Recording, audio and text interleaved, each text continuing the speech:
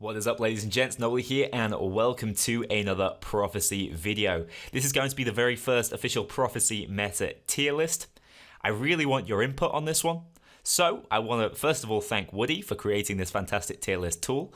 I'm going to link his Twitch in the description down below, as well as a link to the Prophecy tier list, because I want to see you guys making it. Prophecy meta isn't really about me dictating what's meta, it's more about a discussion around the meta, and I think we had the perfect conversation piece happen yesterday in the very first 10k tournament, and thanks to Notebook, who gathers all the statistics and provides us with really fantastic Google Sheets, which I've been taking a close look at. We have all the leader data from the tournament, and I'm going to use that as the basis for a lot of my decisions I'm making here, but I'm also going to base it off what I've seen on the rank ladder. I have 7k MMR right now. That's not a testament to my ability. What it is testament to is the ridiculous amount I've been playing the game, and I've been playing all these characters specifically just to make this video. So I have a ton of time in each of them, and I think I have a pretty good idea of how they fare on the rank ladder, because there is a definite difference between tournament play and ladder play. In tournaments, especially the qualifiers, you're really looking for those top 4 characters, especially early on in the tournament. That's very different to the rank ladder. You just want the characters that win the most when it comes to rank, because that's where the greatest benefit is. So there has to be some degree of difference in how I analyze this.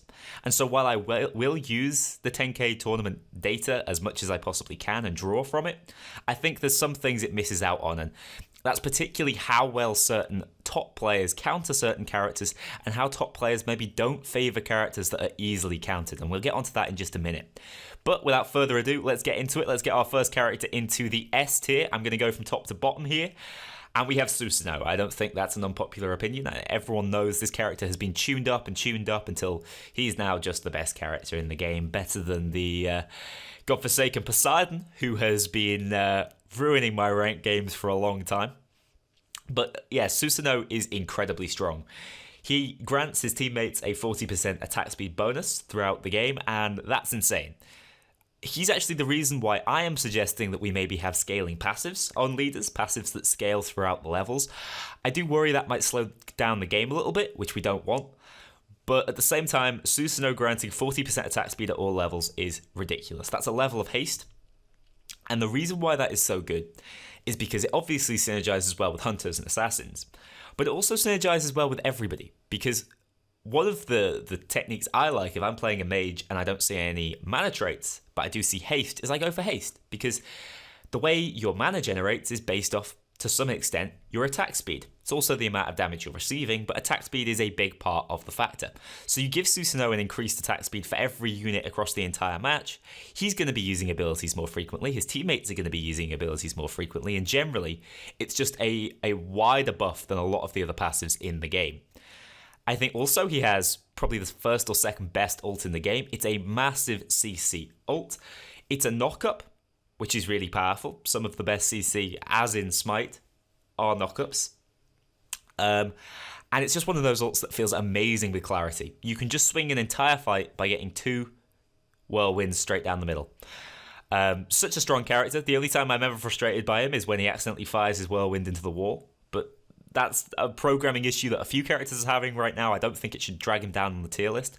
But what I would like to say is Susanoo is not so broken that I don't think he can be competed against. I don't think there's ever been an S+ character in the game. I think a lot of people would argue that Poseidon was, but I genuinely think there were enough counters to Poseidon that was not the case. So I think the game balance is really good. Even when I talk about the bottom tier character on this list, he can still compete. I've still had my best ever game with that bottom tier character, but we'll get onto him in just a minute. One final note on Susanoo: the character's ridiculous with every build. He's not looking for anything in particular. You can build him tanky, you can build him in hands because of his attack speed buff, you can build him for magical damage because he's getting more casts off on his teammates, and Tornado's a massive AoE. He really doesn't have any faults. He's an assassin, which makes him very strong in the early rounds.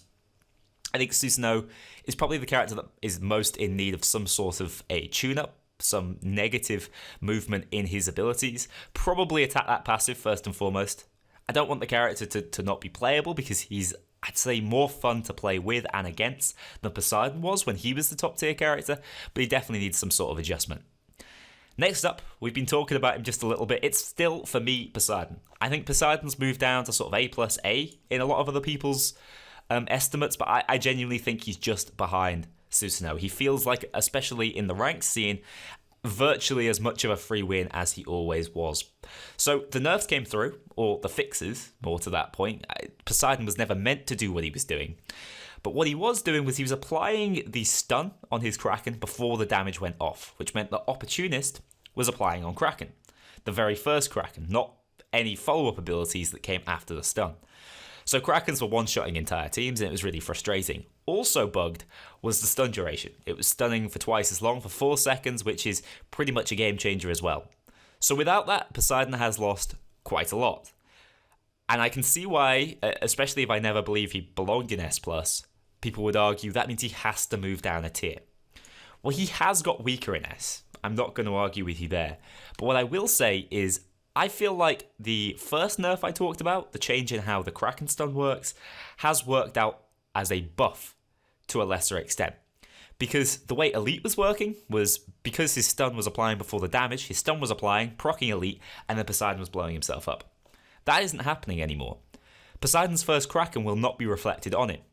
It will provide the stun which causes all the damage mitigation and magic reflect afterwards.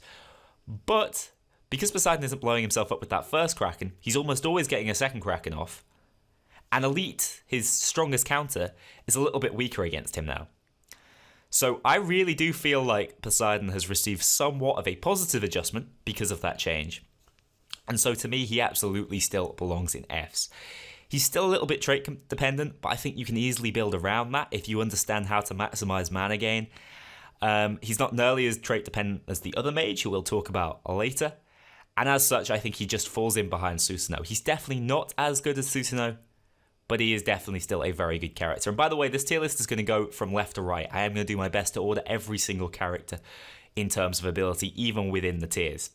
So that brings me on to number 3, and probably the biggest shocker at the tournament, and it's as a result of the tournament data I've brought this character up.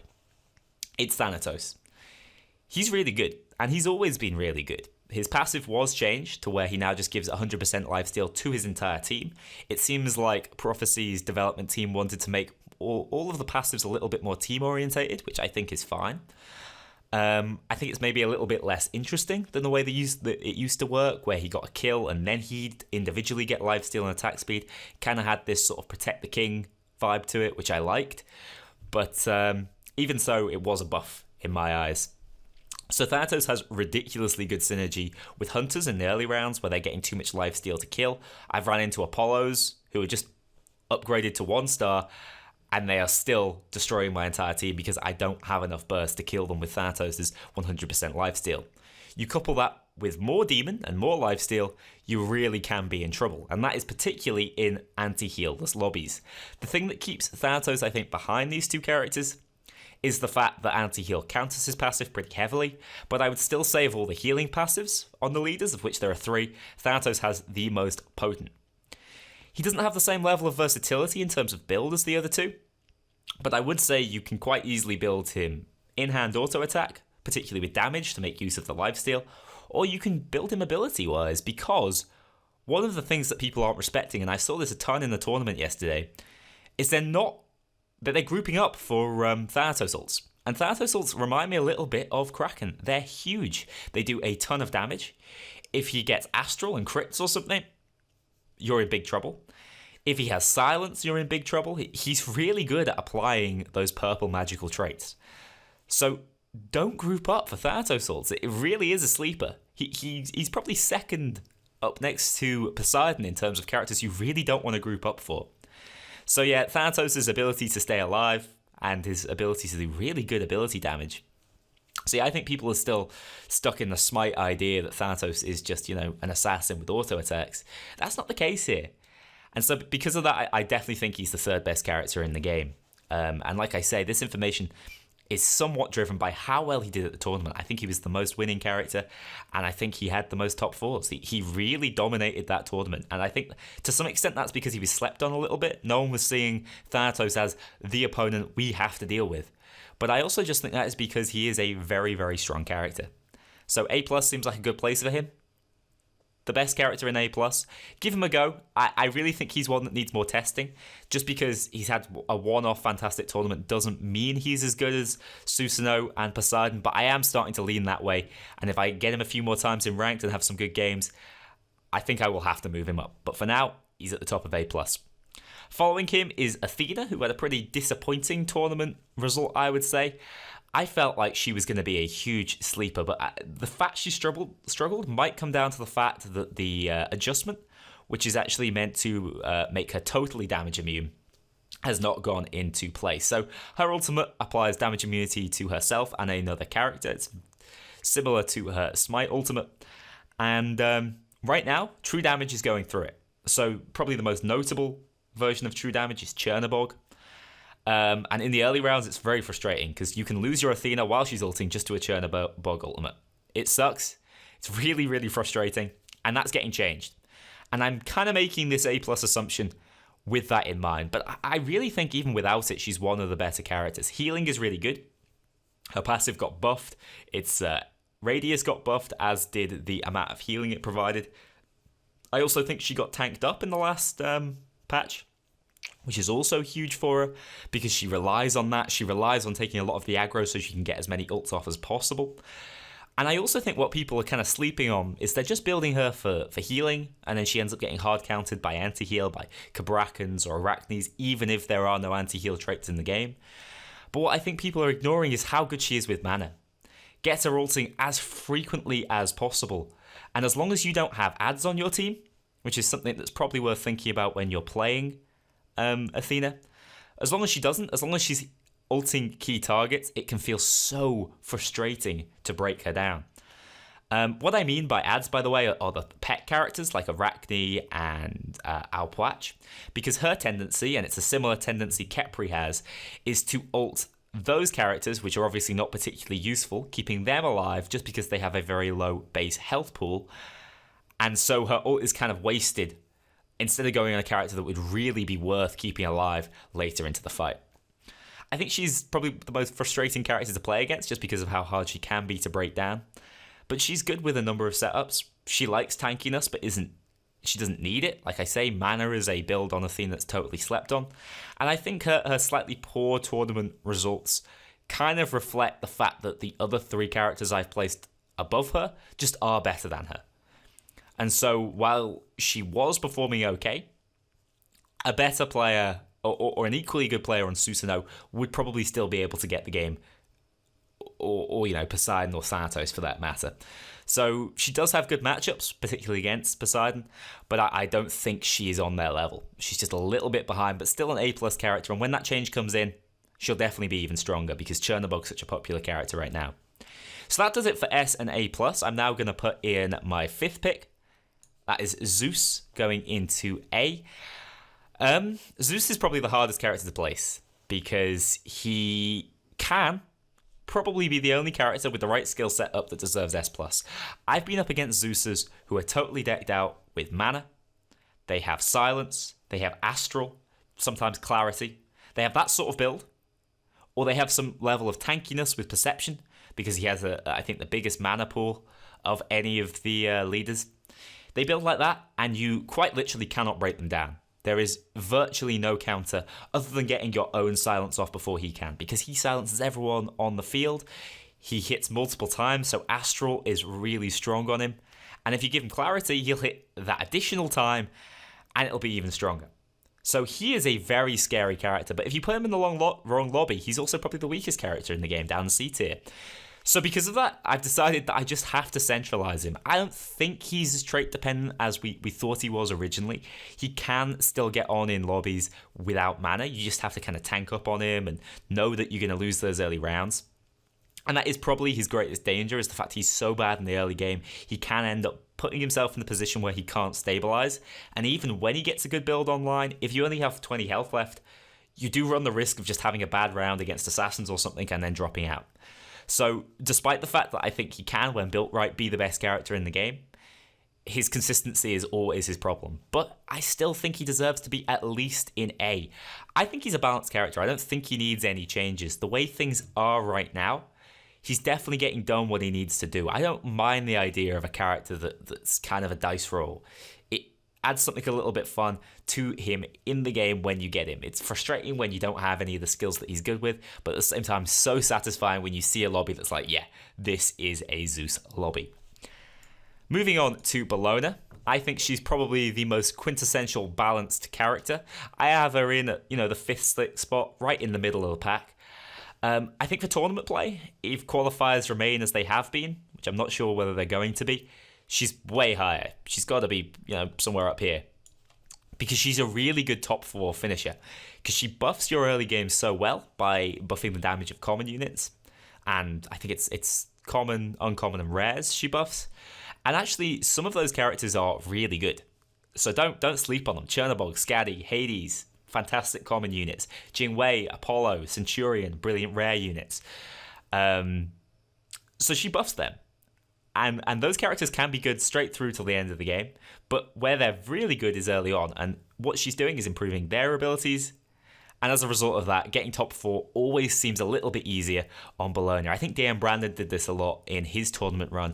He basically first picked Bellona and he kept finishing in 4th place. And that's all he needed. I think that might come down to the tournament structure being slightly flawed. But definitely for right now, Bellona is a hot pick to watch out for. But in rank play, not so much. I don't feel like she gets into the top 2 very often. I do think she has a good ultimate, and her ultimate's really good at applying on-hit ability effects. She can also be built for in-hand damage. She hits pretty hard. A lot of those units that I mentioned that she's good with are also in-handers, so keep an eye on that. But she doesn't have that same ridiculous explosiveness as any of the characters above. I think she's really balanced and doesn't need a change at all. It's just the tournament structure that lends itself to a top 4 character being good. Also, if you're elo grinding and you don't want to, take any losses in elo, it's not a bad idea. But I think you're better risking that minus 100 if it's at the benefit of getting the plus 100 instead of just going up by 10 MMR at a time. Just the way the current system is. Next up we have Loki. I think some people would put him higher as well. He's definitely a good character. He's got a phenomenal early game. He sometimes feels unplayable in the early game. I think that's something else that I didn't mention about Athena. For some characters, she's so frustrating to play against in the early because you just can't kill her. And with Loki, it's not that you can't kill him, it's that he's killed all your top units early on. There's nothing you can do about it. One frustration is the fact that often your leader is going to be the character early on with the most health and the highest health in the pool at the start, especially if you're playing the really popular assassins. And Loki will just assassinate them in the early game. So it never feels like a good matchup getting against Loki early on. But he doesn't transition amazingly into late. He does have a pretty cool synergy where he's just a direct counter to evasion builds. I don't think that was a good change, personally. And it also means that picking up luck on Loki feels like it's got a little less value to it. But definitely picking up luck crit feels strong. Haste luck crit. He can be just so explosive. I think if they could work on his passive in terms of the teleporting allies and make it more consistent and more predictable for you as a Loki player, he'd be even better, and he may be looking up into A+. He's another character that I think has some complexity to him. I think over time we'll learn to play him better, but right now, from what I'm seeing and in tournament results, A seems like a fair placement for Loki, just towards the bottom half of A. Next up, we have Hera. This is a character who I've always really enjoyed, but I think some people now have her in the bottom too. She's becoming one of the least seen characters in my opinion, and I think that's a shame. The reason for this is pretty valid, because Athena and Thanatos are just better when there's no anti-heal in the game than Hera.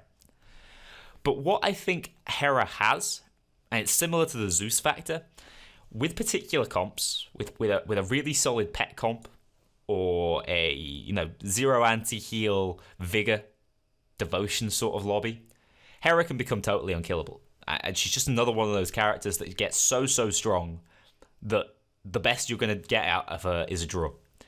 And so I think similar to Zeus, she can hover around here in certain lobbies when people get a certain amount of luck. But I'm more looking at consistency here, and I think she's actually even less consistent than Zeus.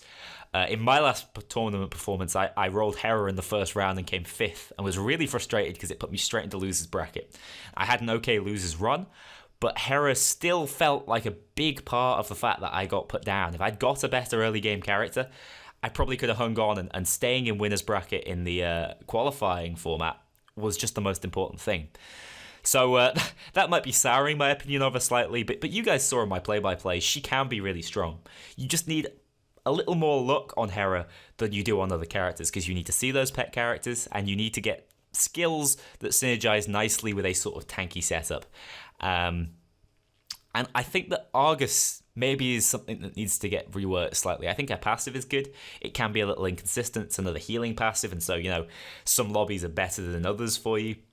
But I think Argus could do with a tweak, because sometimes he comes in, does a ridiculous amount of damage with an astral crit, and other times he's placed in the middle of nowhere because they don't want character models to be overlapping. So they have to look at how Argus is falling, but at the same time, they don't want to make Argus too frustrating, because I know in early rounds, the fact that Argus can crit and stuff can be really annoying, even for assassin players, losing 1v1s against Argus. So she's in a weird spot.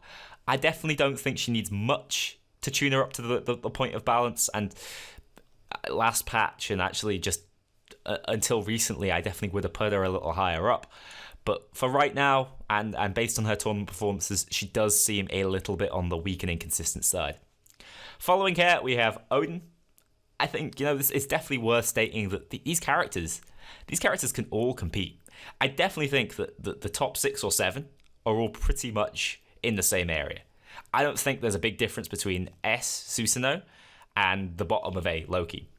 I think these characters do start to fall off a little bit, but they can still compete. They will still win games. Some players are really good with Odin. This Odin placement actually comes a little bit more from me. I don't like how he works. I don't like being forced into grouping up. I like his passive, his 20% damage reduction. That's great and has some brilliant synergies, but it also has some counter synergy. Isolation would feel so nice on Odin, but you can't build it. Isometallic, one of the best combos in the game, is just off the board, because if you do build it, you're basically discarding the Odin passive. And even as they increase the range, I just don't think it's enough. I think if Odin's passive went out to everybody, it would become a slightly less unique passive, but he'd definitely be up here, A+A. But as it is, because of the sort of frustration I feel when I play Odin, because of how he forces me to play, and the fact that I don't feel like any formation particularly benefits Odin, I definitely don't rate him very highly. He's another character that's really good in the early game. He's definitely better than Hera in the early game.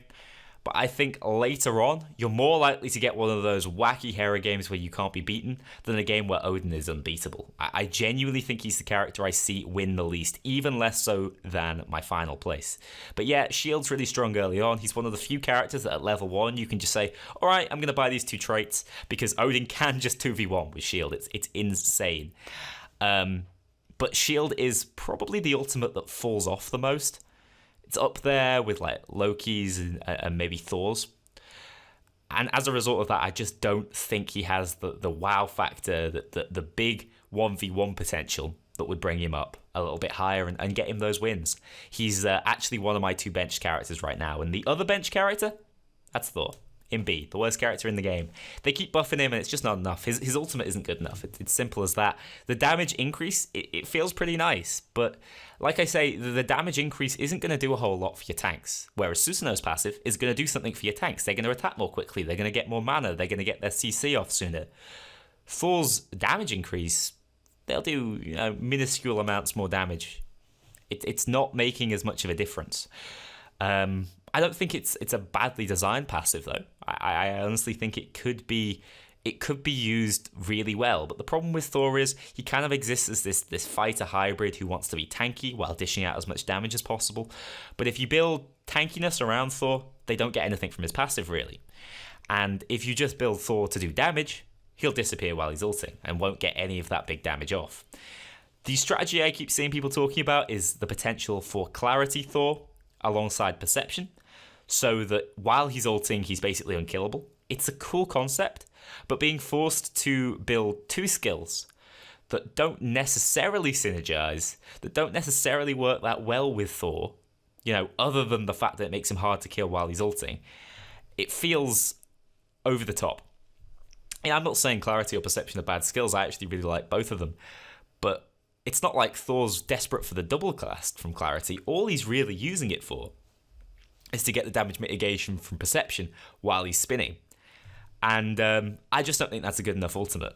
I don't think they could buff it either. I think it would end up being way too strong. I think Thor is probably the first character in the game that I see and I say I'd love to see him get a new ability. Let him get some sort of assassin-like ability. Get Mjolnir. Let it so he can teleport into the backline and take someone out. Don't make him an assassin. He's still a fighter. But give him, that Camazotz-like fighter playstyle. I think that would be really cool. Or maybe even just, switch it up to Anvil of Dawn. I don't know. His ultimate isn't doing it for me right now, and that's the reason he's in B. They can keep buffing his passive, but as a leader, he just doesn't feel half as impactful as any of the others.